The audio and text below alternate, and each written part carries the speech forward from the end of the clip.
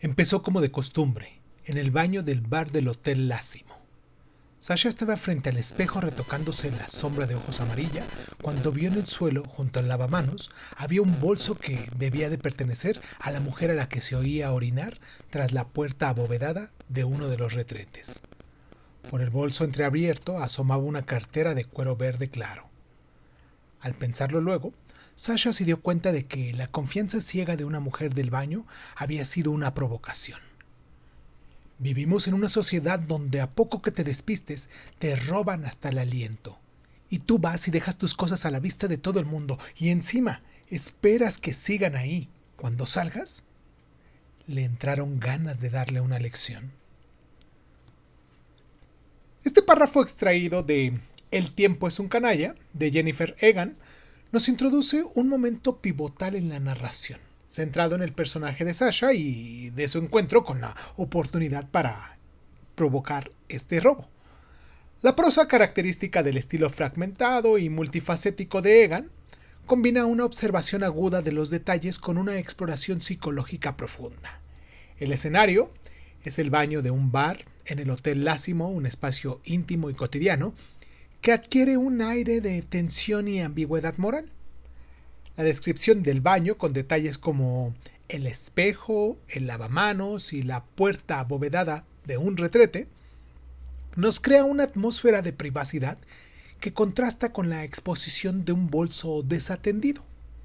Este contraste entre lo privado y lo vulnerable establece también un tono de suspenso, ya que el bolso abierto y la cartera visible actúan como un catalizador para la acción de Sasha. La ciudad implícita, donde probablemente es Nueva York, dado el contexto de esta novela, se describe como un lugar donde a poco que te despistes te roban hasta el aliento, lo que refuerza una atmósfera de peligro y desconfianza urbana. El baño, un espacio donde uno espera seguridad, se convierte en un escenario de tentación y conflicto moral, reflejándonos las complejidades de una vida en una metrópoli. Sasha es el personaje central de este párrafo, presentado en un momento de introspección y decisión. Su acción inicial, retocándose la sombra de ojos amarilla frente al espejo, nos sugiere una preocupación por su apariencia, pero también un acto de autoobservación, como si estuviera evaluándose a sí misma. La mención de la sombra de ojos amarilla es un detalle excéntrico que insinúa una personalidad distintiva, posiblemente insegura o en busca de atención. El conflicto surge cuando Sasha ve el bolso desatendido y la cartera, lo que despierta en ella una mezcla de impulso y racionalización. La frase "la confianza ciega de una mujer del baño ha sido una provocación" nos revela su psicología, ya que Sasha interpreta la negligencia de otra mujer como una invitación al robo, justificando su deseo de darle una lección. Esto sugiere un conflicto interno entre su moralidad y su compulsión, un tema recurrente en el personaje de Sasha, quien en la novela lucha contra su cleptomanía. El párrafo con el que abrimos este capítulo, un momento de tensión psicológica, donde la decisión de Sasha de actuar o no definirá su carácter y sus consecuencias. El tono de este párrafo es cínico y ligeramente irónico, con un trasfondo de introspección. La voz es narrativa, en tercera persona, pero focalizada en Sasha. Combina una descripción objetiva de la escena con un acceso íntimo a sus pensamientos, creando una sensación de complicidad con nosotros los lunares. La prosa de Egan es precisa y evocadora, utilizando detalles también sensoriales como la sombra de ojos amarilla, el sonido de la mujer orinando, para anclar la escena en lo concreto, mientras que la flexión de Sasha sobre la confianza ciega introduce un comentario más amplio sobre la naturaleza humana y la vida humana. El estilo es característico de Egan, fragmentado, con un ritmo que alterna entre la acción inmediata y la introspección. La frase larga que describe la percepción de Sasha sobre la ciudad, cuando nos dice "vivimos en una ciudad donde", imita el flujo de sus pensamientos, mientras que el uso del discurso indirecto libre, cuando nos dice "¿y tú vas y dejas tus cosas a la vista?", nos sumerge a nosotros los lectores, en su propia perspectiva, dándole un tono coloquial y también crítico. Este párrafo también nos introduce en varios temas clave que van a resonar con la novela en todo su conjunto. La decisión de Sasha de considerar robar el bolso, que plantea preguntas sobre la ética personal en un entorno donde la desconfianza es una norma. El deseo de darle una lección nos revela una mezcla de resentimiento y justificación moral. La descripción de la ciudad como un lugar donde te roban hasta el aliento refleja una visión cínica de las relaciones humanas en un entorno metropolitano donde la vulnerabilidad es un riesgo constante. La acción de Sasha está motivada por algo más que la oportunidad. Su impulso de robar nos sugiere una lucha interna, también posiblemente relacionada con su cleptomanía, que en la novela se presenta como una forma de lidiar con el vacío o con el trauma. La idea de darle una lección implica el deseo de ejercer control sobre una situación o sobre otra persona, lo que refleja la necesidad de Sasha de afirmar su agencia en un mundo que percibe como caótico. La sombra de ojos amarilla, el sonido de la mujer orinando y la imagen del bolso entreabierto nos crean una escena vívida que ancla a nosotros los lectores en todo ese momento. Estos detalles también humanizan a Sasha, mostrando la atención al entorno y a su propia apariencia. La pregunta retórica, ¿y tú vas y dejas tus cosas a la vista?, fusiona la voz de este narrador con los pensamientos de Sasha, permitiendo a ustedes los lunares a acceder a su racionalización y a su cinismo. El contraste entre la confianza ciega de la mujer desconocida y la mentalidad desconfiada de Sasha resalta las tensiones entre la inocencia y el oportunismo, así como entre la privacidad del baño y la exposición del bolso. Y bueno, también la mención de que Sasha, al pensarlo luego, se dio cuenta de la provocación, que sugiere que en ese momento tendrá consecuencias, anticipando un evento significativo, en este caso el robo, que probablemente afectará su arco narrativo. La bolsa y la cartera verde simbolizan también la vulnerabilidad y la tentación, mientras que el baño, un espacio de privacidad, se convierte en un escenario de transgresión moral.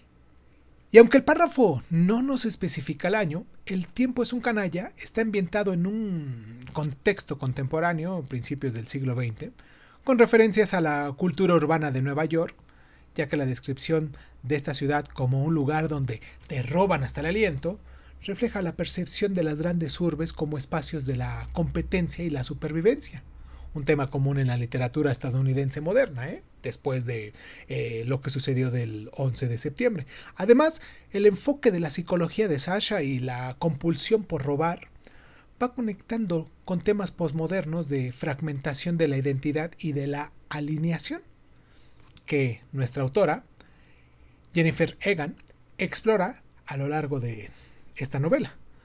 El Hotel Lásimo, con su nombre ficticio pero evocador, sugiere un ambiente sofisticado pero ligeramente decadente, acorde con el tono agridulce de toda esta obra. Y bueno, este párrafo del tiempo es un canalla es una grandiosa apertura poderosa que encapsula la complejidad psicológica de Sasha y nos establece los temas de moralidad, de tentación y de desconfianza urbana que van a atravesar toda esta novela. La prosa de Egan, con su mezcla de detalles sensoriales, de introspección y de cinismo, crean una escena vívida que captura un momento de decisión crucial. Los recursos literarios como el discurso indirecto libre, el simbolismo, enriquecen toda esta narrativa, mientras que la focalización en Sasha permite a nosotros los lectores empatizar con su conflicto interno. Este fragmento no solo presenta un evento clave, lo que es la tentación de robar, sino que también introduce la visión de Egan sobre la vida moderna, un mundo donde las conexiones humanas están marcadas por la desconfianza y donde los impulsos personales reflejan luchas más profundas por el control y la identidad. Para quien no me conoce o todavía no se ha suscrito con nosotros, me presento rápidamente. Yo soy Irving Sun, esto es Crónica Lunares de Sun, esta es nuestra sección dentro de Crónica Lunares que se llama Cuéntame un libro y hoy vamos a hablar en ella de El tiempo es un canalla, de Jennifer Egan. Comenzamos.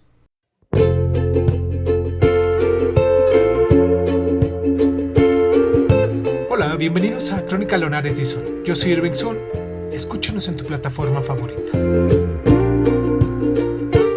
Y si quieres tener acceso preferente, dale al botón de membresías en YouTube y ahí encontrarás audios exclusivos para miembros de este canal.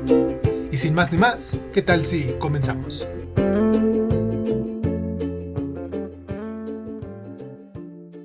Cierra los ojos, cierra los ojos, cierra los ojos, cierra los ojos. El tiempo es un canalla de Jennifer Egan, A Visit from the Gun Square en inglés, publicada en el año 2010, es una novela experimental ganadora del premio Pulitzer en el año 2011, que explora el paso del tiempo, la decadencia y la redención a través de una serie de historias interconectadas en un mundo de la música, el periodismo y la tecnología, con una estructura no lineal y también con estilos narrativos diversos, incluyendo un capítulo en formato de presentación PowerPoint. La obra retrata a un grupo de personajes cuyas vidas chocan, se alejan y vuelven a encontrarse a lo largo de las décadas. Y bueno, haciendo un análisis literario, El tiempo es un canalla es una novela postmoderna que combina experimentación formal con una narrativa accesible, consolidando así a Jennifer Egan como una voz innovadora en la literatura estadounidense. La novela se compone de 13 capítulos, que funcionan como relatos independientes, pero que forman una narrativa cohesionada. La falta de cronología lineal y los cambios de narrador de primera a tercera persona y luego a segunda persona crean un efecto mosaico, similar a Los detectives salvajes de Roberto Bolaño o El cuarteto de Alejandría de Durell, de los cuales puedes encontrar aquí también sus reseñas. El capítulo de PowerPoint narrado por Allison es un experimento notable que utiliza gráficos para así podernos contar una historia emocional. Es una novela literaria con elementos de comedia, de tragedia y de sátira. El tono oscila entre lo nostálgico y lo irónico, capturando tanto los excesos de los 70 como la alineación digital del futuro.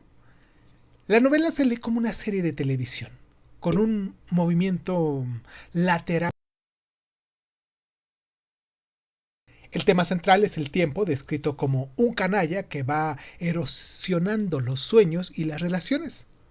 Otros temas también incluyen la música como metáfora de la vida, la incomunicación en la era digital, la nostalgia, la búsqueda de la autenticidad. La novela explora cómo la tecnología va transformando la experiencia humana desde el punk analógico hasta la música digitalizada. La prosa de Egan es visual, es rítmica y cinematográfica, con un sentido del humor que alivia los momentos trágicos, y cada capítulo adopta un registro distinto, desde la sátira, con el capítulo del dictador, hasta la introspección, en el diario de Allison. La novela cumple con las propuestas de Italo Calvino para la literatura del siglo XXI, lo que es la levedad, la rapidez, la exactitud y la multiplicidad. La música simboliza la autenticidad perdida, mientras que los objetos robados por Sasha representan su deseo de controlar un mundo caótico. El PowerPoint de Allison simboliza la fragmentación de la narrativa en la era digital y el futuro distópico refleja el miedo a la deshumanización tecnológica. La novela profundiza en las psiques de los personajes, explorando también cómo el tiempo y los traumas moldean la identidad. En el caso de Sasha, su cleptomanía es un mecanismo de defensa contra un pasado de inestabilidad, o sea, en sus viajes, en sus relaciones fallidas, en su abandono, y psicológicamente representa la lucha por encontrar su significado en un mundo fragmentado.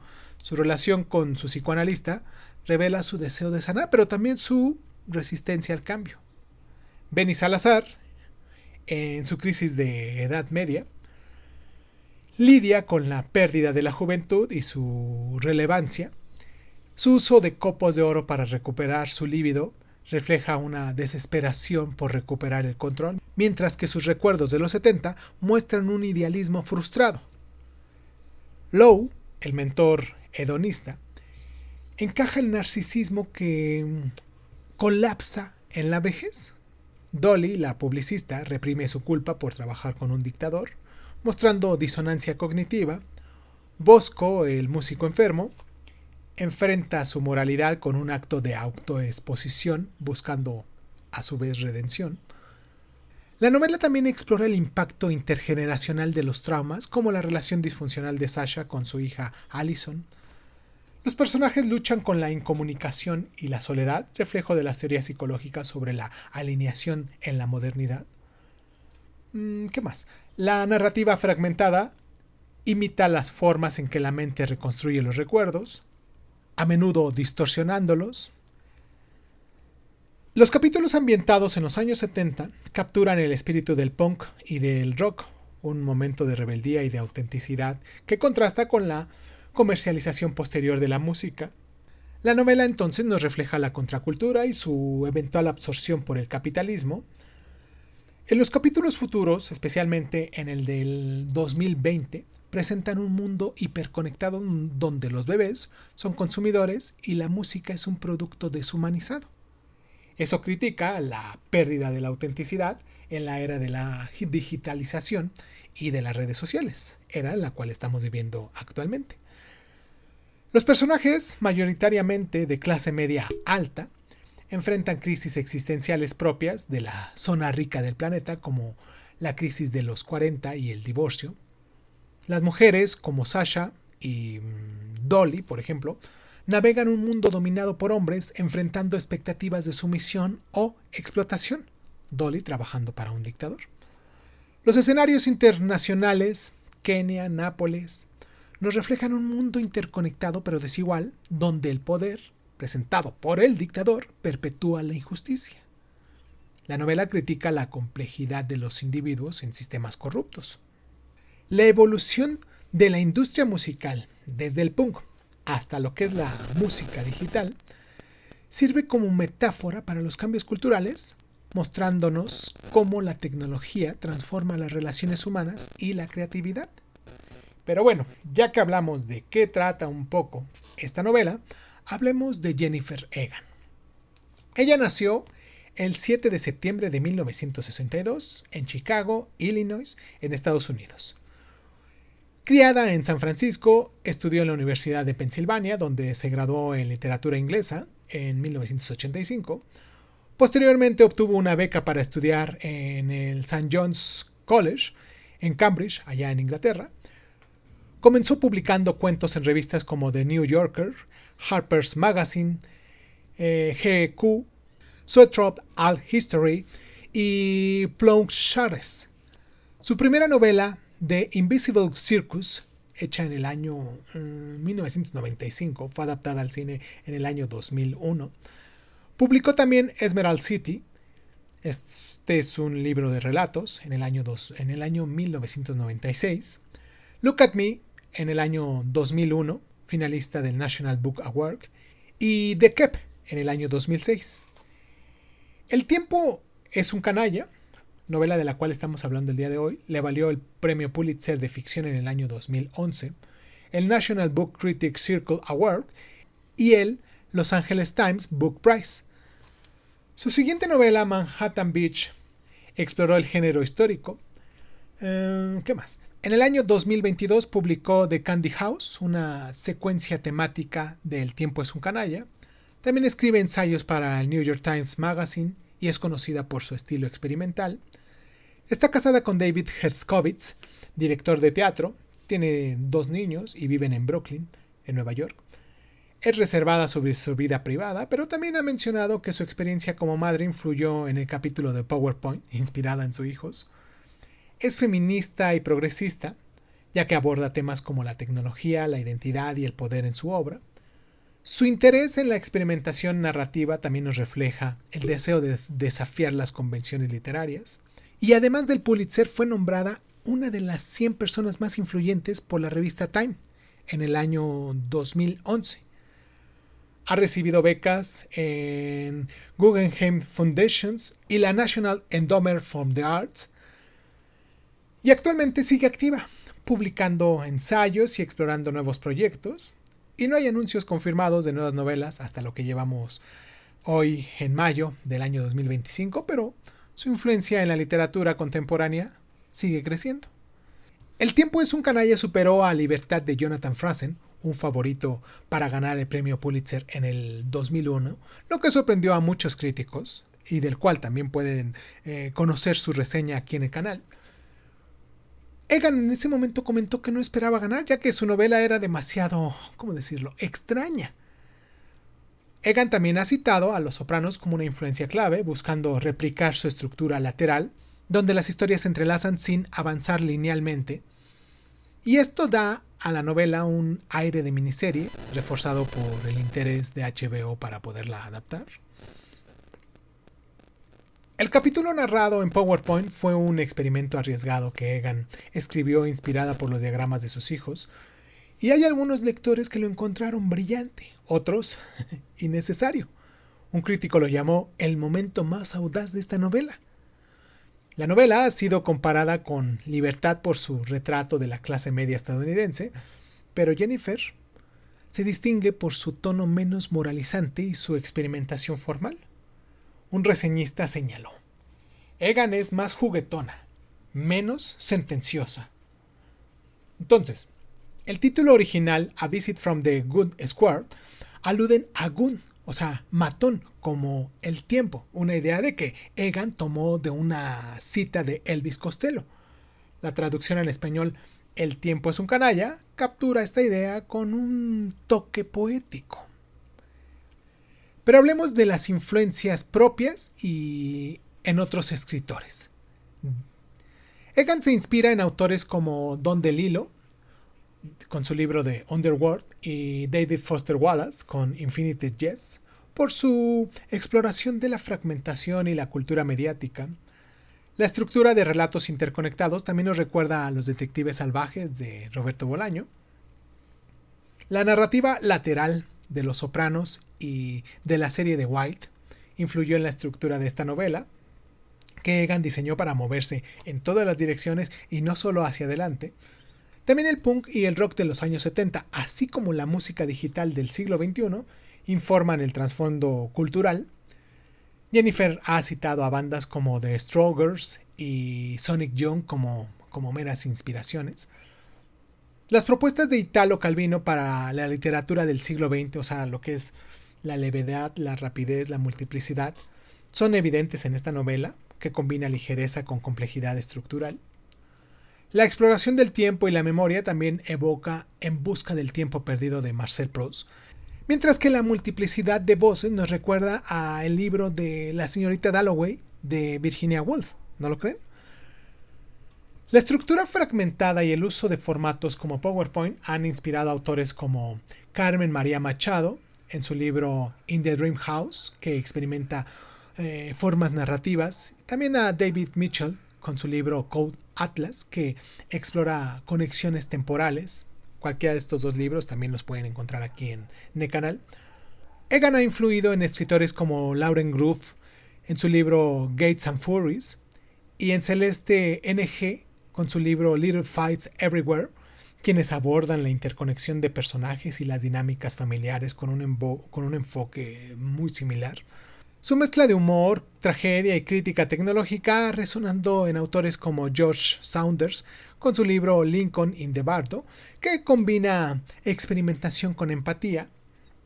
Los ensayos de Egan en el New York Times Magazine han influido en el periodismo literario, inspirando a escritores como Lacey Jamieson con su libro The Empathy's Exams. Y bueno, ya llegamos al punto en el cual, después de todo este rollo, me preguntas: oye Sun, ¿por qué habríamos de leer El tiempo es un canalla?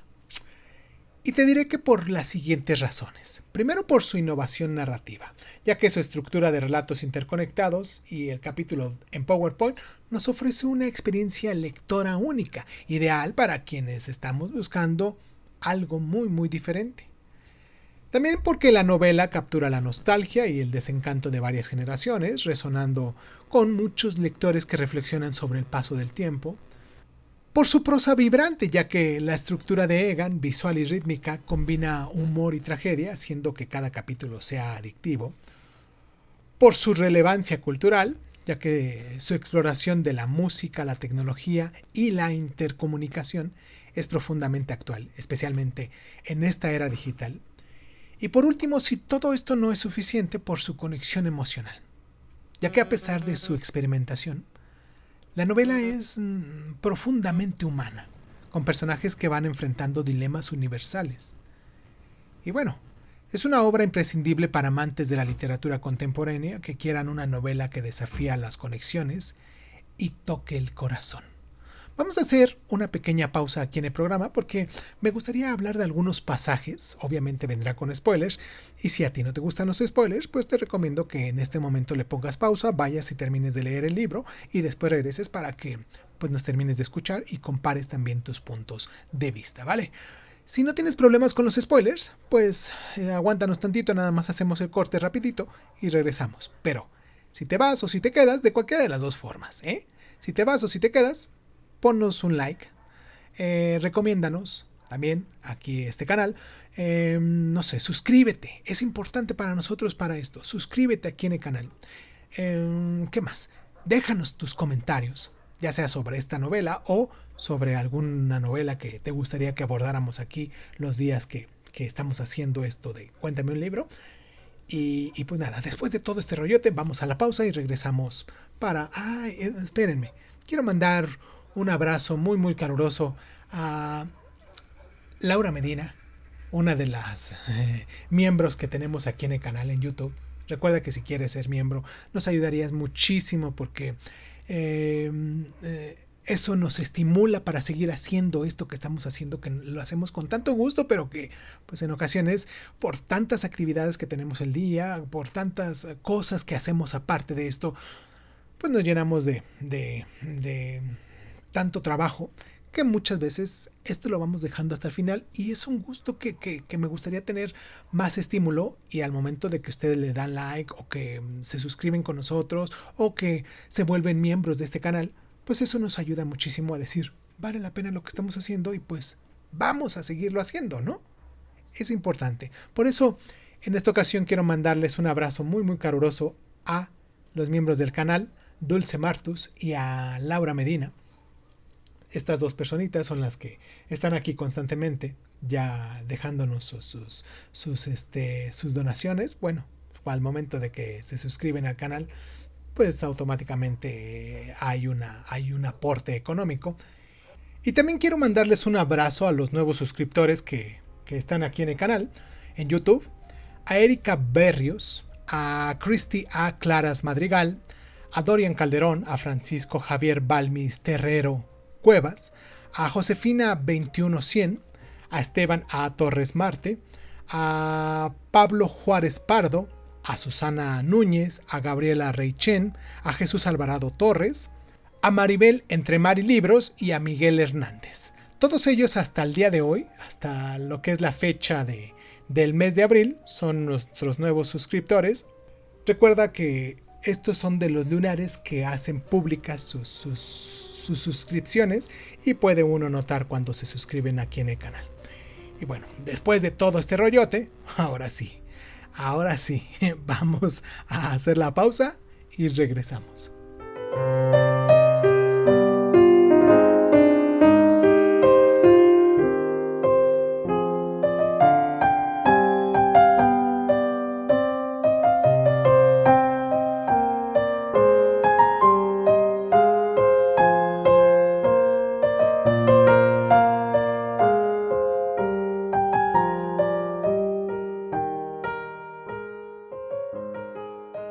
El tiempo es un canalla es una novela polifónica de Jennifer Egan que explora el paso del tiempo, la música y las conexiones humanas a través de una red de personajes interconectados. Ganadora del premio Pulitzer en el año 2011, esta novela se estructura como una serie de 13 historias entrelazadas que abarcan desde los años 70 hasta un futuro distópico en el año 2020 y lo que sigue, y combina narrativas experimentales con un relato nostálgico de la industria musical. La novela no sigue una cronología lineal, sino que va saltando entre décadas, lugares entre Nueva York, San Francisco, Nápoles, Kenia, California, y perspectivas narrativas, primera, tercera e incluso segunda persona. Los personajes centrales son Benny Salazar, un ex músico punk convertido en productor discográfico, y Sasha, su asistente cleptómana. Pero la trama se expande a través de una galería de personajes secundarios cuyas vidas se cruzan de manera directa o tangencial. Esta novela abre con Sasha, una treintañera en Nueva York, lidiando con su cleptomanía mientras sale con un hombre que conoce por internet. Su robo impulsivo de una cartera en el bar revela su lucha interna y su pasado turbulento. En cada capítulo se centra un personaje diferente, a menudo en un momento crítico de su vida. Por ejemplo, Benny Salazar, en su crisis de mediana edad, que intenta revitalizar su carrera y su vida sexual, recordando sus días en una banda de punk. Lou, mentor de Benny, que vive una vida hedonista en los años 70, pero que enfrenta la decadencia en la vejez. Dolly, por su lado, una publicista caída en desgracia, acepta trabajar para un dictador genocida para poder así recuperar su estatus. También nos habla de Bosco, un músico enfermo que planea un último acto de rebeldía mediática. Y Allison, la hija de Sasha, que nos narra su vida familiar en un futuro distópico mediante un diario en PowerPoint. Los capítulos funcionan como relatos independientes, pero están unidos por personajes recurrentes y el tema del tiempo, que actúa como un canalla, que transforma sueños juveniles en desencanto adulto. La música, especialmente el punk y el rock, es un hilo conductor, reflejando los cambios culturales y tecnológicos. La novela no tiene un clímax tradicional, pero el capítulo final, ambientado en un futuro donde los bebés son los principales consumidores de música digital, reúne a Benny y a Sasha en un intento por revivir su pasado. Ahora bien, la narrativa circular sugiere que, aunque el tiempo va destruyendo, las conexiones humanas van persistiendo. El capítulo en PowerPoint narrado por Allison nos ofrece una visión íntima de la familia de Sasha, mostrándonos cómo las heridas del pasado persisten, pero también se van transformando. Entonces, la novela aborda la nostalgia, la intercomunicación, los traumas infantiles y la influencia en la tecnología. Todo esto con un estilo experimental que incluye un capítulo en PowerPoint y en variaciones narrativas audaces. Vamos a leer a continuación algunas de las frases que destacan por su impacto narrativo y temático. En el capítulo 1, cuando inicia con Sasha, donde Sasha se roba una cartera revelando su cleptomanía, la frase dice así: le entraron ganas de darle una lección. La importancia de esta frase es que establece una lucha interna de Sasha y el tono irónico de esta novela. En el capítulo 2, cuando nos habla de Benny y la digitalización, Benny reflexiona sobre la música moderna con una frase que dice: el problema era la precisión, la perfección. El problema era la digitalización, que engüía la vida de todo lo que se filtraba a través de su microscópico tamiz. En esta frase resume la pérdida de autenticidad en la era digital. Saltemos al capítulo 9, con Dolly y el dictador, ya que Dolly justifica trabajar para un genocida. La frase es la siguiente: cuando apareció el primer ingreso en su cuenta bancaria, Dolly experimentó un alivio tan inmenso que casi silenció por completo la vocecita angustiada que le decía: tu cliente es un dictador genocida. En esta frase nos muestra el conflicto ético y la complicidad con el poder. Pero saltemos al capítulo 10, en el cual nos habla de Bosco que va planeando su último acto. La frase es: el tiempo es un canalla, ¿no? Pasan 20 años y ya no tienes tan buena pinta, particularmente si te han quitado la mitad de los intestinos. En esta frase se captura el tema central del tiempo como destructor. Saltemos al capítulo 12, cuando Allison nos narra su vida familiar. La frase sería la siguiente: el tiempo no es un canalla, es un río que fluye y nosotros somos las rocas que se desgastan en él. La importancia de esta frase es que nos ofrece una visión poética del tiempo desde una perspectiva de una niña, contrastando con el cinismo adulto. Y por último, saltemos al capítulo 13, en un futuro distópico, donde Ben y Sasha se reencuentran. La frase es: la nostalgia es el fin, pero a veces es lo único que nos queda. En esta frase se resume la mezcla de pérdida y esperanza que a la vez cierra la novela. Hablemos de los datos del libro, de este libro físico, ¿vale? Tengo a continuación aquí en mis manos el título que dice El tiempo es un canalla, de Jennifer Egan, de la editorial Minúscula del año 2011. También está la editorial Knopf en Estados Unidos, del año 2010, que es la original. Es una novela de género polifónico, de ficción literaria, experimental, de drama. Tiene aproximadamente 408 páginas en esta edición de la editorial Minúscula. Está estructurada en 13 capítulos interconectados, narrados en múltiples perspectivas y formatos. Las editoriales destacadas en español son, por ejemplo, esta de Minúscula, que es la primera editorial en español, conocida por su traducción de calidad. También está la editorial de Salamandra, que es un poquito más accesible de encontrar y que se publicó en el año 2023. Esa todavía no la he comprado, pero la he visto en librerías. Esta edición está traducida por Carles Andrew Saburit para esta edición de Minúscula. Está reeditada por Salamandra, les digo, en el año 2023. ¿Qué más? Está disponible en más de 20 idiomas, incluyendo el francés, el alemán, el italiano y el portugués. Ha ganado el premio Pulitzer de ficción, el National Book Critics Circle Award, los Angeles Times Book Prize también. Y bueno, HBO adquirió los derechos para hacer una miniserie, pero a la fecha de lo que llevamos el día de hoy, mayo del 2025, no hay confirmación de alguna producción. Y bueno, en conclusión, El tiempo es un canalla de Jennifer Egan. Es una obra visionaria que redefine los límites de la novela contemporánea, combinando experimentación formal con una exploración profunda del tiempo, la música y la condición humana. Y a través de sus 3 historias interconectadas, Jennifer teje un tapiz polifónico que captura la nostalgia de los años 70, la alineación de la era digital y las conexiones frágiles que van sosteniendo todas nuestras vidas. Su prosa vibrante y cinematográfica equilibra lo cómico y lo trágico, mientras que su estructura fragmentada, con un audaz capítulo en PowerPoint, nos refleja la discontinuidad de la experiencia moderna.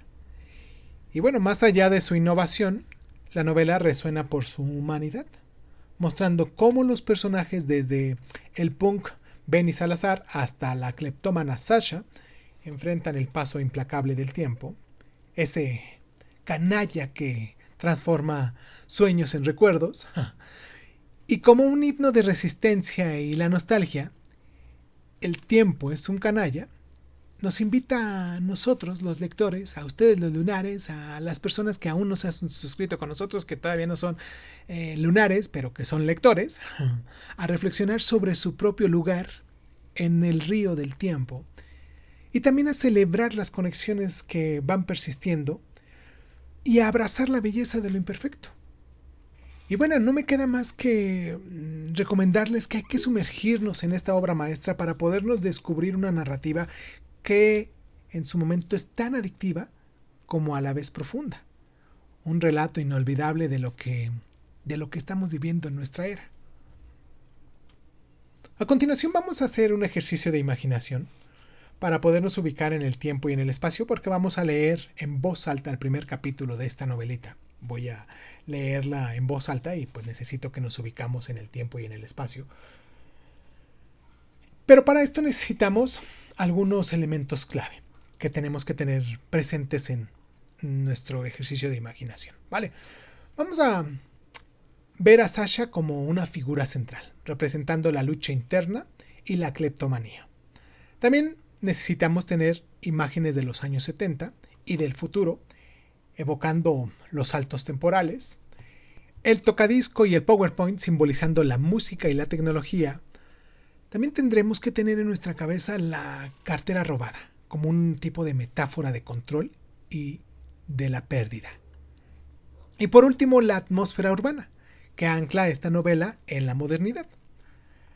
Muy bien, ahora que ya tenemos todo esto en nuestro pensamiento, imaginemos una calle en Nueva York al atardecer, con rascacielos reflejando un cielo anaranjado.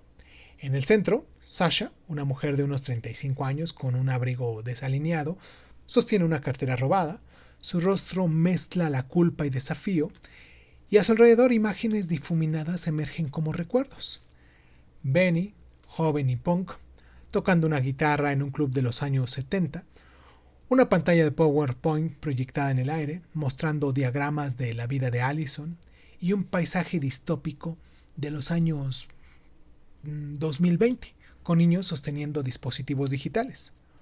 Un tocadisco antiguo que también yace en la acera, con un vinilo rojo simbolizando la música perdida. Y en el fondo de toda esta imagen, el horizonte de San Francisco y un desierto africano que se funden, evocando así los escenarios globales de toda esta novela. Los colores de nuestro pensamiento, de nuestra imagen, son vibrantes pero melancólicos, resaltan los naranjas, los azules oscuros, capturando así la nostalgia y la fragmentación de nuestra era digital. Y ya que tienes todo este paisaje en mente, te voy a dejar con esta frase final. El tiempo es un canalla, te golpea por la espalda cuando menos te lo esperas. Si te gusta esta nueva forma de sinopsis, de reseñas, de resúmenes que estamos haciendo con estos libros, me gustaría mucho que te suscribieras, que nos dieras like, que nos compartieras, pero sobre todo, que nos dejaras en la cajita de comentarios todos tus comentarios al respecto. También tus temas o tus libros favoritos. Y si crees que vale la pena recompensarnos por todo este esfuerzo que estamos haciendo diariamente para presentarte algo nuevo, y en el caminito, claro, has aprendido algo para ti, te agradecería mucho de verdad que adquirieras una de nuestras membresías que tenemos en YouTube. A continuación vamos a leer en voz alta el primer capítulo de El tiempo es un canalla, de Jennifer Egan. Te mando un abrazo donde sea que nos estés escuchando y pues nada. Yo soy Irving Sun, esto fue Crónica Lonares y nos escuchamos la próxima. Te dejo con esto.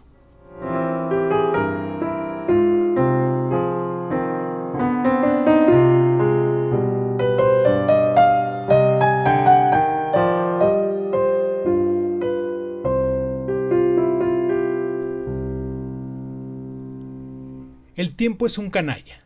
Jennifer Egan. 1. Objetos encontrados. Empezó como de costumbre, en el baño del bar del Hotel Lassie. Sasha estaba frente al espejo retocándose la sombra de ojos amarilla cuando vio en el suelo, junto al lavamanos, había un bolso que debía pertenecer a la mujer a la que se oía orinar tras la puerta abovedada de uno de los retretes. Por el bolso entreabierto asomaba una cartera de cuero verde claro. Al pensarlo luego, Sasha se dio cuenta de que la confianza ciega de la mujer del baño había sido una provocación. Vivimos en una ciudad donde, a poco que te despistes, te roban hasta el aliento. Y tú vas y dejas tus cosas a la vista de todo el mundo y encima esperas que siga ahí cuando salgas. Le entraron ganas de darle una lección. Sin embargo, bajo ese deseo se camuflaba una sensación mucho más íntima que siempre la había acompañado. Aquella cartera tan mullida y suculenta se había cruzado en su camino. Era tan gris, tan vulgar dejarla ahí y no aprovechar el momento, aceptar el reto, dar el paso, arrojarse al vacío, jugársela, vivir peligrosamente. Ya captó, dijo Cos, su psicoanalista, y llevarse la cartera de los cojones. ¿Quieres decir robarla? Kos estaba intentando que Sasha utilizara esa palabra, mucho más difícil de eludir en el caso de una cartera que el de los múltiples objetos que había tomado prestados durante el último año, cuando su afección, como él la llamaba, había empezado a agravarse. 5 juegos de llaves, 14 gafas de sol, una bufanda infantil a rayas, unos prismáticos, un rallador de queso, una navaja, 28 pastillas de jabón y 85 bolígrafos. Desde los bolis de plástico que utilizaban para firmar los recibos de las tarjetas de débito, hasta los del Visconti color berenjena, que costaban $260 en internet, y que le birló al abogado de su antiguo jefe durante la firma de un contrato. Sasha ya no cogía nada de las tiendas. Sus productos fríos e inertes no la tentaban, solo los de la gente. Vale, dijo ella, róbala. Sasha y Kos habían bautizado aquel impulso que a menudo la dominaba como su reto personal. Es decir, llevarse la cartera para Sasha era una forma de demostrar su dureza, de reafirmar su individualidad. Debían conseguir revertir esa situación, de modo que el reto no fuese llevarse la cartera, sino dejarla. Entonces, Sasha estaría curada, aunque Kos nunca utilizaba palabras como curarse. Llevaba suéteres de colores chillones y dejaba que ella lo llamara Kos, pero en realidad pertenecía a la vieja escuela, impenetrable hasta el punto de que Sasha no sabía si era gay o hetero, si había escrito algún libro de éxito o si, como sospechaba a veces, era uno de esos timadores fugitivos de la ley que se hacen pasar por cirujanos hasta que un día se olvidan el instrumental quirúrgico dentro del cráneo de alguien. Desde luego, todas esas preguntas se podrían haber resuelto en Google en menos de un minuto, pero eran dudas útiles, según Kos, y de momento, Sasha había logrado aguantarse. Estaba tendida en un diván de piel azul muy blando. A Kos le gustaba el diván, según le habían contado, porque eso les ahorraba tener que establecer contacto visual. ¿No te gusta el contacto visual?, le había preguntado una vez Sasha. Le parecía algo raro que un psicoanalista admitiera algo así. Me cansa, le había respondido él. Así los dos podemos mirar hacia donde querramos. ¿Y tú hacia dónde sueles mirar? Él sonrió. Ya ves las opciones que tengo. Pero, ¿qué miras normalmente cuando tienes gente en el diván, quiero decir? Nada en concreto, dijo Kos. Al techo, al vacío. ¿Y alguna vez te has quedado dormido? No. Normalmente Sasha miraba hacia la ventana que daba a la calle y en la que aquella noche, mientras iba contando su historia, se arremolinaba la lluvia. Había visto la cartera, apetecible y madura como un melocotón. La había sacado del bolso de la mujer y se la había guardado en el suyo, más pequeño, cerrando la cremallera antes incluso de que dejara de oírse el sonido del pis. Luego abrió la puerta del baño, cruzó el vestíbulo flotando y volvió al bar. Sasha y la dueña de la cartera no se vieron las caras. Antes de lo de la cartera, Sasha había tenido una noche horrible, una cita patética tras otra, con un tipo que rumiaba tras un flequillo negro y que de vez en cuando echaba un vistazo al televisor de pantalla plana. El partido de los Jets parecía interesarle más que las historias francamente mánidas que Sasha contaba sobre Bernie Salazar, su antiguo jefe, que se había hecho famoso tras fundar la discografía Slow Hair y que, según había sabido Sasha, se echaba copos de oro en el café, como afrodisíaco, sospechaba ella, además de insecticida en los sobacos. Después de lo de la cartera, en cambio, la situación rebosaba de excitantes posibilidades. Sasha advirtió las miradas de los camareros mientras se deslizaba de nuevo hacia su mesa, haciendo el bolso que solo ella sabía que pesaba más de la cuenta. Se sentó, tomó un sorbo de su melón Madness Martini y ladeó la cabeza mirando a Alex. Le dirigió una de sus sonrisas de ni sí ni no. «Hola», dijo Sasha. Su sonrisa de ni sí ni no era enormemente eficaz. «Te veo feliz», dijo Alex. «Yo siempre estoy feliz», dijo Sasha, «pero a veces se me olvida». Alex había pagado la cuenta mientras ella estaba en el lavabo, una prueba clara de que había estado a punto de abortar la cita, pero ahora la miraba fijamente. ¿Te apetece ir a otro sitio? Se levantaron. Alex llevaba pantalones de pana negros y camisa blanca. Era secretario judicial. Por email le había parecido entre extravagante y atolondrado, pero en persona parecía nervioso y aburrido a la vez. Era evidente que estaba en perfecta forma, no porque fuera al gimnasio, sino porque aún era bastante joven para que su cuerpo conservara la impronta de los deportes que había practicado en la universidad y en el instituto. Sasha, a sus 35 años, ya había pasado ese punto. Sin embargo, ni siquiera Kos sabía qué edad tenía realmente. Los que más se acercaban le echaban 31, aunque la mayoría creían que andaba por los veintitantos. Hacía ejercicio a diario y evitaba el sol. En todos sus perfiles de internet constaba que tenía 28. Mientras seguía a Alex hacia la puerta, no pudo evitar abrir el bolso para tocar un momento la mullida cartera verde y notó que se le aceleraba el corazón. «Tú sabes muy bien cómo se siente al robar algo», dijo Kos, «hasta el punto de que lo rememoras para sentirte mejor. Pero, ¿te has preguntado alguna vez cómo se sentirá la otra persona?» Sasha volvió la cabeza para mirarlo. Lo hacía de vez en cuando para recordarle a Kos que no era idiota. Sabía que la pregunta tenía una respuesta correcta. Ella y Kos colaboraban en la redacción de una historia con un final decidido de antemano.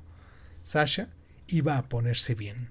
Dejaría de robar a la gente y empezaría a preocuparse de nuevo por las cosas que habían guiado su vida. La música, los amigos que había conocido al llegar a Nueva York y una serie de objetos que había garabateado en una hoja de papel de periódico que siempre colgaba en las paredes de los apartamentos. Descubrir una banda y convertirme en su manager. Entender las noticias. Estudiar japonés. Tocar el arpa. «No pienso en la gente», dijo Sasha. «Pues tampoco es que te falte empatía», dijo Kos. «Lo sabemos por lo del fontanero». Sasha soltó un suspiro. Le había contado a Kos la historia del fontanero hacía un mes y, desde entonces, su psicoanalista se las había arreglado para sacar el tema en casi cada sesión. El fontanero era un anciano que el casero había mandado a su casa para que arreglara un escape del agua que había en el piso de abajo. Se presentó en la puerta de Sasha, tenía el pelo lleno de canas y al cabo de un minuto, ¡zas!, se echó al suelo y se metió debajo de la bañera como un animal en busca de su madriguera. Tenía los dedos con los que manoseaba los pernos de la bañera manchados de tanto fumar. Al estirar los brazos, se le subió la sudadera y se le quedó a la vista la espalda, pálida y fofa. Sasha se dio la vuelta, incómoda ante la humillación del viejo y ansiosa por largarse a su trabajo eventual, pero el fontanero estaba hablando con ella y le preguntaba por la duración y la frecuencia de sus duchas. «No la utilizo nunca», le respondió secamente. «Me ducho en el gimnasio». El hombre asintió, haciendo caso omiso a aquella falta de delicadeza a la que parecía habituado. A Sasha empezó a picarle en la nariz. Cerró los ojos y se masajeó las sienes con fuerza. Cuando volvió a abrir los ojos, se dio cuenta de que el cinturón de las herramientas del fontanero estaba en el suelo, a sus pies. Dentro había un destornillador precioso, con el mango naranja traslúcido que brillaba como un chupa chups. Atrapado dentro de la presilla de piel desgastada y la caña plateada, reluciente y esbelta. Sasha sintió cómo todo su ser se concentraba en aquel objeto con un único bostezo de apetito. Necesitaba sostener el destornillador en la mano, tan solo durante un instante. Se agachó y lo sacó silenciosamente de la presilla. Ni un ruido. Sus manos huesudas generalmente eran torpes, pero aquello se le daba bien. «Yo he nacido para eso», se decía a menudo durante los primeros momentos de euforia después de mangar algo. Y en cuanto tuvo al destornillador en la mano, sintió que al instante se aliviaba la pena por tener a aquel viejo de espalda fofa husmeando bajo su bañera. Y acto seguido sintió también algo más que alivio, una bendita indiferencia, como si la idea de sentir pena por algo así resultara desconcertante. «¿Y cuando se hubo marchado?», le preguntó Kos la primera vez que Sasha le había contado la historia. «¿Qué te pareció el destornillador entonces?». Hubo una pausa. «Normal», respondió finalmente. «¿En serio?». Ya no tenía nada de especial. Era un destornillador como cualquier otro. Sasha oyó a sus espaldas que Cos cambiaba de postura y entonces sucedió algo extraño en la sala. El destornillador que había dejado encima de la mesa, a la que hacía poco había tenido que incorporar una segunda mesa, donde guardaba todas las cosas que había robado y que no había vuelto a mirar desde entonces, parecía colgar del aire en medio de la consulta de Cos. Estaba suspendido en el aire, entre ambos, un símbolo. ¿Y cómo te sentiste?, preguntó Cos en voz baja, tras haberle robado a un fontanero que te daba pena. ¿Cómo se había sentido? ¿Qué cómo se había sentido? Había una respuesta correcta a aquella pregunta, desde luego. A veces Sasha tenía que resistir la tentación de mentir solo para no darle el gusto a Cos. Mal, ¿vale?, dijo finalmente. Me sentí mal. Joder, me estoy arruinando para pagar estas sesiones. Es evidente que me doy cuenta de que esta no es la mejor forma de vivir. En más de una ocasión, Cos había intentado vincular al fontanero con el padre de Sasha, que había desaparecido cuando ella tenía 6 años. Sasha hacía lo posible por no alimentar esa idea. No me acuerdo de él, le respondía. No tengo nada que decir. Actuaba así para proteger a Cos, y también a sí misma.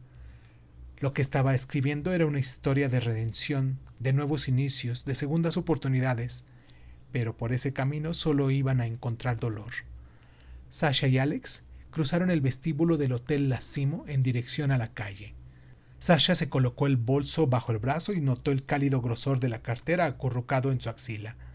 Al pasar frente a los angulosos setos en flor que había junto a las grandes puertas de cristal que daban a la calle, una mujer se cruzó en su camino con paso zigzagueante.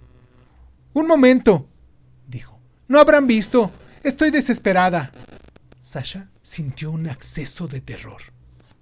Se trataba de la propietaria de la cartera. Lo supo al instante, aunque la persona que tenía ante sí no se parecía nada a la mujer despreocupada de pelo negro azabache que se había imaginado.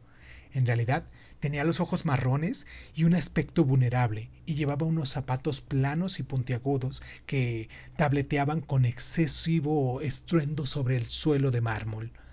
Tenía el pelo castaño y crespo con bastantes canas. Sasha cogió a Alex del brazo e intentó dirigirlo hacia la puerta.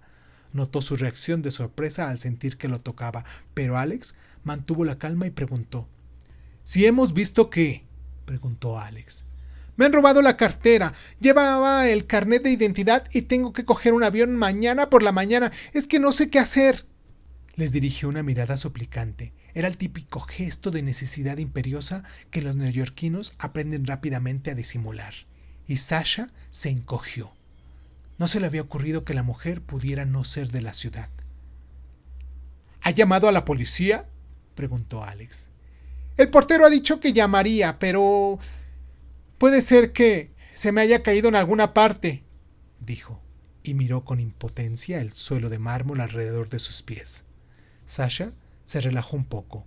La mujer era una de esas personas que irritan a la gente sin ni siquiera proponérselo. Incluso ahora, mientras seguía a Alex hacia la recepción, un aire de disculpa ensombrecía sus movimientos. Sasha se quedó algo rezagada. «¿Alguien puede ayudar a esta mujer?», le oyó preguntar a Alex. El portero era un joven con el pelo de punta. «Hemos llamado a la policía», respondió este, a la defensiva. Alex se volvió hacia la mujer. «¿Dónde ha sucedido?». «En el lavabo de mujeres, creo». «¿Había alguien más?». «No, nadie». «¿Estaba vacío?». «Es posible que hubiera otra persona, pero no la he visto». Alex se volvió hacia Sasha. «Tú acabas de estar en el lavabo», dijo. «¿Has visto a alguien?». «No», logró decir Sasha. Llevaba Xanax en el bolso, pero no lo podía abrir. Aún con la cremallera cerrada, temía que la cartera saltara a la vista de algún modo, que escapara a su control y que eso desencadenara una cascada de desgracias: arresto, vergüenza, pobreza y muerte. Alex se volvió hacia el portero. «¿Por qué soy yo y no usted quien hace todas esas preguntas?», dijo. «Acaban de robar a una mujer en su hotel. ¿No hay, no sé, alguien de seguridad?». Las palabras robar y seguridad lograron penetrar en el suave latido balsámico que palpitaba no solo en el Lásimo, sino en todos los hoteles similares de Nueva York. Una vaga oleada de interés recorrió el vestíbulo. «Ya he avisado a seguridad», respondió el portero, ajustándose el cuello de la camisa. «Voy a llamar otra vez». Sasha miró a Alex. Estaba enfadado, y aquel enfado hacía visible algo que una hora de cháchara sin ton ni son, básicamente había hablado ella, eso era cierto, no había logrado revelar, que no era de Nueva York. Venía de un lugar más pequeño y estaba dispuesto a enseñarles una o dos cosas sobre cómo hay que tratar a la gente. Aparecieron dos seguratas. En la vida real son como en la tele. Unos tíos fornudos cuya escrupulosa cortesía parece de algún modo conectada con su predisposición de partir cráneos. Se separaron y empezaron a registrar el bar. Sasha deseó fervientemente haber dejado la cartera donde estaba, como si en realidad aquel hubiera sido un impulso al que no había logrado resistirse por poco. «Echaré un vistazo en el lavabo», dijo Alex, y se obligó a pasar lentamente por delante de los ascensores. El lavabo estaba vacío. Sasha abrió el bolso, sacó la cartera, cogió el bote de Xanax y se metió uno entre los dientes. El efecto era más rápido si los masticaba. Mientras su sabor cáustico le inundaba la boca, echó un vistazo a su alrededor intentando decidir dónde dejar la cartera. En el retrete, debajo del lavamanos. La indecisión la paralizó. Tenía que hacerlo bien, salir indemne de aquello, y si lo hacía, si lo lograba, tenía la delirante sensación de que iba a hacerle una promesa a Cos. La puerta del lavabo se abrió y la mujer entró. Sus ojos desesperados se clavaron en los de Sasha en el espejo, rasgados, verdes, igualmente desesperados. Hubo una pausa durante la cual Sasha se sintió atacada. La mujer lo sabía. Lo había sabido desde el principio. Sasha le tendió la cartera. Por la expresión de asombro de la mujer, se dio cuenta de que se había equivocado. «Lo siento», se disculpó Sasha rápidamente. «Es un problema que tengo». La mujer abrió la cartera. El alivio físico que experimentó por haberla recuperado invadió a Sasha con una oleada de calidez, como si sus cuerpos se hubieran fusionado. «Está todo, lo juro», dijo. «Ni siquiera la he abierto. Tengo un pequeño problema, pero me estoy tratando, solo que no se lo diga a nadie, se lo ruego. Estoy colgando de un hilo». La mujer levantó la mirada y sus ojos marrones escrutaron el rostro de Sasha. ¿Qué vería? Sasha había querido volverse y mirarse de nuevo al espejo, como si eso fuera a revelar finalmente una parte de ella, algo que había perdido. Pero no lo hizo. Se quedó quieta y dejó que la mujer lo observara. Le sorprendió que ésta tuviera casi la misma edad que ella, su edad real. Probablemente tendría hijos. «De acuerdo», murmuró la mujer bajando la mirada. «Quedará entre nosotras». «Gracias», respondió Sasha. «Gracias, gracias». El alivio y los primeros efectos del Xanax le provocaron un mareo y tuvo que apoyarse en la pared. Notó que la mujer tenía ganas de largarse. A ella le habría gustado deslizarse lentamente hasta el suelo.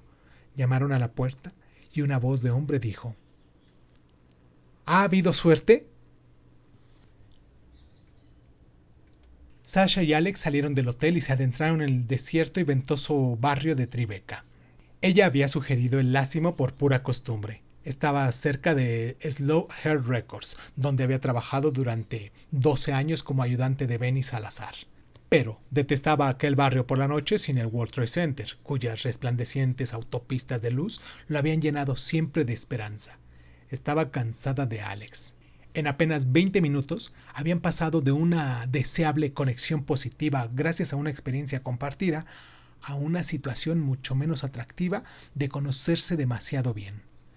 Alex llevaba un gorro de lana que le cubría la frente. Tenía las pestañas largas y negras.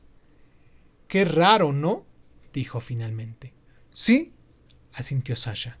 «¿Te refieres a que la hayamos encontrado?», añadió tras una pausa. «A todo, pero sí», dijo Alex, volviéndose hacia ella. «Estaba, no sé, escondida en algún lugar recóndito». «Estaba en el suelo, en un rincón, como detrás de una maceta».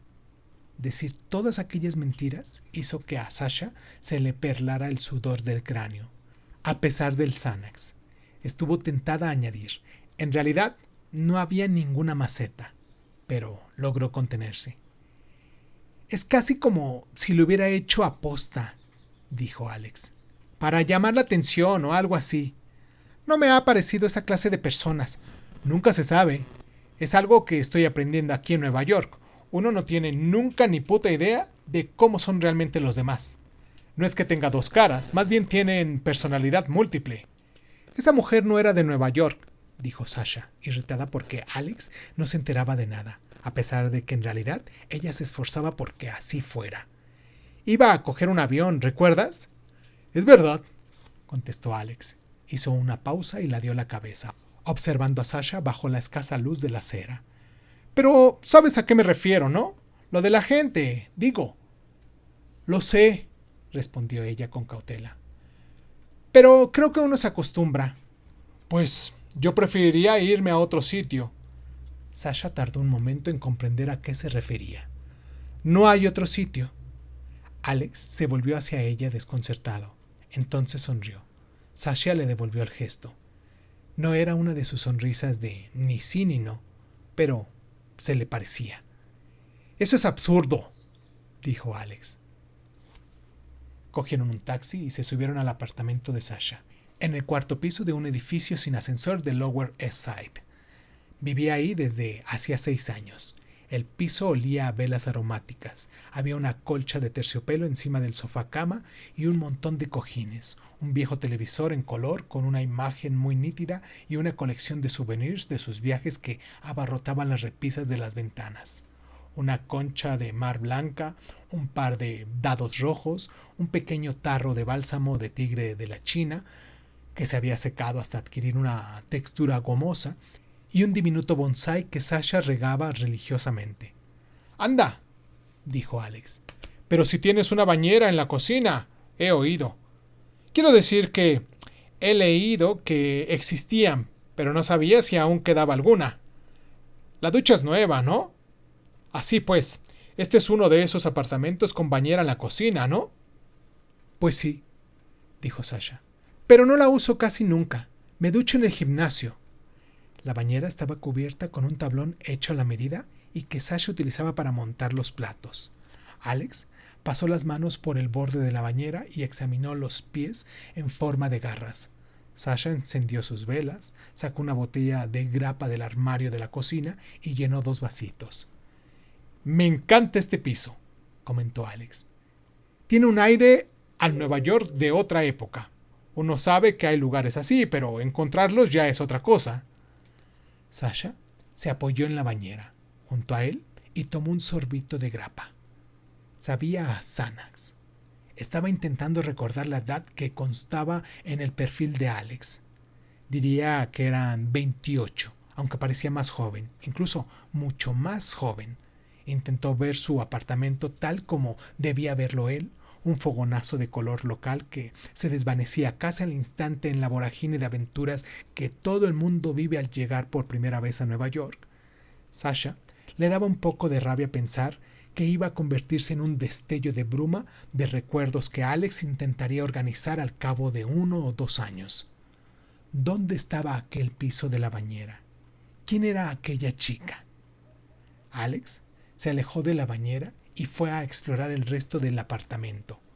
A un lado de la cocina estaba el dormitorio de Sasha, al otro el que daba a la calle, su sala de estar estudio-despacho, donde había 2 sillas tapizadas y un escritorio de reserva para los proyectos externos al trabajo, publicidad para bandas en las que creía breves reseñas del Beat y Spin, aunque estos se habían reducido drásticamente en los últimos años. De hecho, el apartamento entero, que hacía 6 años parecía una estación de paso hacia un lugar mejor, había terminado solidificándose en torno a Sasha, ganando masa y peso, hasta que ella había acabado por sentirse al mismo tiempo atrapada y afortunada por tenerlo, no solo como si no pudiera seguir avanzando, sino como si tampoco lo quisiera. Alex se agachó y echó un vistazo a la pequeña colección de las repisas de las ventanas. Se detuvo en la foto de Rob, el amigo de Sasha que se había ahogado cuando iban a la universidad, pero no hizo ningún comentario. Aún no había visto la mesa donde Sasha almacenaba el montón de objetos que había robado. Bolígrafos, prismáticos, llaves y la bufanda infantil que simplemente no había devuelto a la niña que la había perdido al salir de un Starbucks de la mano de su madre. Por aquel entonces, Sasha ya estaba visitándose con Cos, por lo que había identificado la letanía de excusas a medida que éstas iban asomándose a su mente. El invierno ya casi había terminado, los niños crecen tan rápido, los niños detestan las bufandas, es demasiado tarde, ya se había marchado, me da vergüenza devolverla, podría perfectamente no haberme dado cuenta de que se le caía. De hecho, no lo he visto. Acabo de descubrirla ahora mismo. Fíjate, una bufanda de niña amarilla con rayas rosas. Vaya, ¿de quién será? Bueno, la recogeré y me la quedaré un rato. En casa la había lavado a mano y la había doblado con esmero. Era uno de sus objetos favoritos. ¿Qué es todo esto?, preguntó Alex. Había descubierto la mesa y estaba contemplando lo que parecía el trabajo de un castor aficionado a las miniaturas. Un montón de objetos con una lógica incomprensible, pero desde luego no aleatoria. A ojos de Sasha, las mesas casi se zarandeaban bajo el peso de tanta vergüenza y tantas situaciones de las que había logrado salvarse por los pelos. Las pequeñas victorias y los momentos de pura euforia. Ahí había 2 años de su vida comprimidos. El destornillador estaba en una esquina. Sasha se acercó más a Alex, atraída por el modo en el que éste iba asimilando todos los detalles. ¿Y cómo te sentiste al encontrarte junto a Alex ante todas las cosas que habías robado?, preguntó Cos. Sasha volvió la cara hacia el diván azul porque se estaba ruborizando y eso era algo que detestaba. No quería contarle a Cos los sentimientos encontrados que había experimentado ahí, junto a Alex. El orgullo que le producían aquellos objetos, una ternura que aún se acentuaba más por la forma vergonzosa como los había conseguido. Lo había arriesgado todo. Y ahí estaba el resultado, el núcleo descarnado, retorcido de su vida. Al ver a Alex recorrer con la mirada aquellos objetos, se emocionó. Lo abrazó por la espalda y él se volvió sorprendido pero dispuesto. Lo besó en los labios, le bajó la bragueta y se quitó las botas de un puntapié. Alex intentó llevársela hacia la otra habitación, donde podrían echarse en el sofá cama, pero Sasha se arrodilló junto a la mesa y tiró de él. Con el picor de la alfombra persa en la espalda y a la luz de las farolas que entraban por la ventana e iluminaba la expresión hambrienta, optimista de Alex y sus pálidos muslos desnudos. Al terminar, se quedaron echados en la alfombra durante mucho rato. Las velas empezaron a chisporrotear. Sasha vio la espinosa silueta del bonsái recortada contra la ventana, cerca de su cabeza. Su excitación había desaparecido por completo y en su lugar había quedado tan solo una terrible tristeza, un vacío violento, como si lo hubieran abierto en canal. Se levantó tambaleándose, con la esperanza de que Alex, que aún llevaba la camisa puesta, se marchara pronto. ¿Sabes qué me apetecería ahora?, dijo entonces levantándose. Meterme en la bañera. Adelante, dijo Sasha, sin entusiasmo alguno. Funciona. El fontanero estuvo aquí hace nada. Ella se subió los vaqueros y se dejó caer en una silla. Alex se acercó a la bañera, apartó con cuidado los platos de encima del tablón de madera y lo levantó. El agua salió del grifo con fuerza, una potencia que había sorprendido a Sasha las pocas veces que la había utilizado. Los pantalones negros de Alex yacían arrugados en el suelo, la cartera había dejado el recaudo gastado de pana en uno de los bolsillos traseros, como si llevara aquellos pantalones a menudo y siempre con la cartera en el mismo sitio. Sasha se volvió hacia él, salía vapor de la bañera, y Alex metió la mano en el agua para comprobar la temperatura. Entonces se acercó de nuevo al montón de objetos y se inclinó como si buscara algo en concreto. Sasha lo observó, esperando sentir una vez más aquel estremecimiento de excitación. Pero el momento había pasado. ¿Puedo echar un poco de esto?, Tenía en la mano un paquete de sales de baño que Sasha había llevado de casa de su mejor amiga Lizzie hacía unos años antes de que se retiraran la palabra. Las sales estaban aún en su envoltorio de topos. Alex las había sacado del fondo del montón, que había desmoronado ligeramente. ¿Cómo había podido verlas? Sasha dudó un instante. Ella y Cos habían hablado largo y tendido sobre el motivo por el que mantenían los objetos robados al margen del resto de su vida, porque utilizarlos implicaría que actuaba por codicia e interés personal, porque al dejarlos intactos parecía como si un día fuera a devolverlos, porque si los amontonaba, evitaba que su poder se perdiera. Sí, dijo, supongo que sí. Era consciente de que acababa de modificar la historia de ella, y Cos estaba escribiendo que le habían dado un paso simbólico, aunque no estaba segura si éste los acercaba o los alejaba del final feliz. Notó la mano de Alex en la nuca, acariciándole el pelo. ¿Te gusta caliente?, le preguntó. ¿O templada? Caliente, dijo ella. Muy, muy caliente. A mí también. Alex volvió a la bañera, ajustó los grifos, echó parte de las sales y la cocina se llenó al instante de un olor húmedo y vegetal que Sasha reconoció de inmediato. Era el olor del baño de Lizzie, cuando Sasha se duchaba ahí después de que ella y su amiga salieran a correr por Central Park. ¿Dónde tienes las toallas?, preguntó Alex. Las guardaba dobladas en una cesta que había en el baño. Alex fue a buscarlas y cerró la puerta. Sasha oyó que empezaba a hacer pis. Se arrodilló, sacó la cartera del bolsillo de los pantalones de Alex y la abrió, con el corazón desbocado por una súbita urgencia. Era una cartera negra, normal y corriente, con los bordes de un desgastado tono gris. Examinó rápidamente el contenido. Una tarjeta de débito, una identificación del trabajo, un carnet de un gimnasio. En un bolsillo lateral, una fotografía descolorida de 2 niños y una niña con apartados dentales y los ojos entrecerrados, en una playa.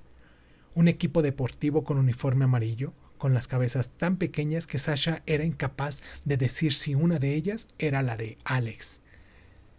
De entre aquellas fotos con las esquinas dobladas, salió un trozo de papel de libreta que fue a caer en el regazo de Sasha. Parecía muy antiguo, tenía los bordes roídos y casi se habían borrado las rayas azules. Sasha los abrió.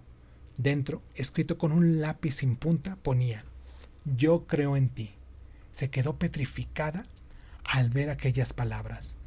Tuvo la sensación de que le llegaban a través de una especie de túnel desde aquel mísero papelito, provocándole un ataque de vergüenza por Alex, que había guardado aquel mensaje medio desintegrado en una cartera medio desintegrada, y a continuación se avergonzó de sí misma por haberlo leído. Fue vagamente consciente de que acababan de abrirse los grifos del lavabo, de modo que debía actuar con rapidez. Apresuradamente, con gestos mecánicos, recompuso la cartera, pero se quedó el papelito. Voy a tenerlo un momento en la mano, fue consciente de estar pensando mientras volvía a meter la cartera en el bolsillo de Alex. Se lo devolveré más tarde, probablemente ni se acuerde de que estaba ahí. En realidad le estoy haciendo un favor, eliminándolo antes de que alguien lo descubra. Le diré: «Oye, he encontrado esto encima de la alfombra. ¿Es tuyo?». Y él dirá: «¿Eso? No lo he visto en mi vida. Debe de ser tuyo, Sasha». Y a lo mejor es cierto. A lo mejor alguien me lo dio hace años y se me olvidó. ¿Y lo hiciste? ¿Se lo devolviste?, preguntó Cos. No tuve ocasión. Salió del lavabo. Y más tarde, después del baño, o al volveros a ver. Después del baño se puso los pantalones y se marchó. No he vuelto a hablar con él. Hubo una pausa durante la cual Sasha tuvo plena conciencia de que Cos estaba detrás de ella, esperando. Y ella quería complacerlo desesperadamente, decirle algo como: «Fue un punto de inflexión. Ahora lo veo todo distinto». O: «Llamé a Lizzie y finalmente hicimos las paces». O: «He vuelto a tocar el arpa». O simplemente: «Estoy cambiando, estoy cambiando, estoy cambiando, he cambiado». Redención, transformación. Dios, cómo deseaba aquello. Cada día, cada minuto. ¿No le sucedía a todo el mundo? «Por favor», le dijo a Cos, «no me preguntes cómo me siento». De acuerdo, respondió él en voz baja. Se quedaron sentados en silencio, el silencio más largo que se había producido entre ellos. Sasha contempló la ventana, constantemente bañada por la lluvia, que emborronaba las luces en la oscuridad creciente. Se quedó muy tensa, tendida en el diván, reclamando su lugar en aquella sala, su visión de la ventana y las paredes, el leve zumbido que oía siempre que aguzaba el oído, y aquellos minutos del tiempo de Cos. Uno más, luego otro y otro. Suscríbete a Crónica Lunares de Izun en Spotify y otras plataformas de audio y de podcast. Si te gusta lo que estamos haciendo, regálanos un like, comparte este audio en tus redes sociales y sobre todo, déjanos un comentario con tus inquietudes, ¿vale? Crónica Lunares de Izun es un programa de divulgación cultural conducida, narrada y comentada por Irving Sun y en muchas ocasiones por invitados especiales. Si quieres participar leyendo tu cuento favorito en voz alta, recuerda ponerte en contacto con nosotros. Agradezco infinitamente a todos los lunares que con sus donaciones hacen que este canal crezca y me sienta motivado a hacer lo que me gusta hacer y mostrárselo en estas plataformas. Gracias infinitas. Yo soy Irving Sun, esto fue Crónica Lunares y ¿qué tal si nos escuchamos después?